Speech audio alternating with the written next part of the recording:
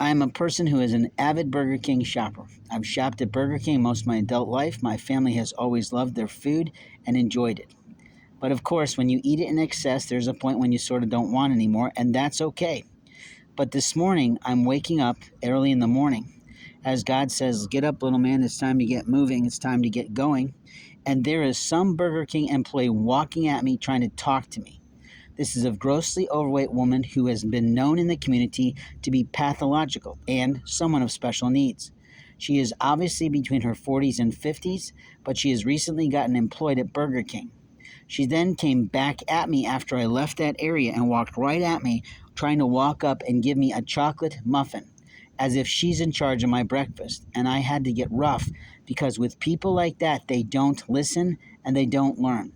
Then they make a big mush and mistake. What I told her was she's an employee of Burger King.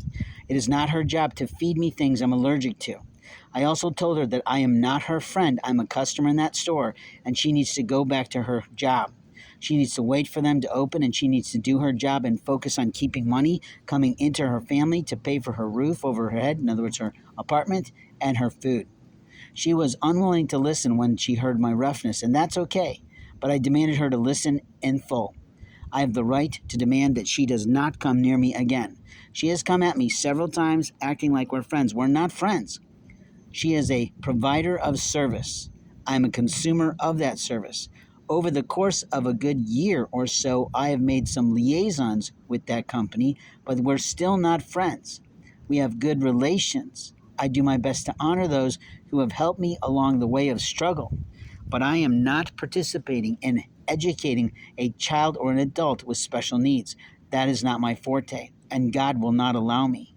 He is very rough on the fact that parents have failed those children. To fail those children is to not teach them the rules of life, that they are not the center of people's focus or attention, that they don't have the right to physically assault or abuse people. They don't have the right to infiltrate other people's conversations and act like they're a part of it, and that is something that all children have to learn to do. Undereducated people are always presuming that someone is talking about them when they're on the phone. Undereducated employees are always playing as if they are able to eavesdrop and participate in phone calls. The foolishness of undereducated people expand the gamut of age and time. All I've ever experienced in being in Champaign, Illinois is all of that. That these employees who didn't go on to college, which is not their fault, they might not have the money, they might not have the inclination, they might not have the duration or the absolute aptitude to do so, are not prepared for this world.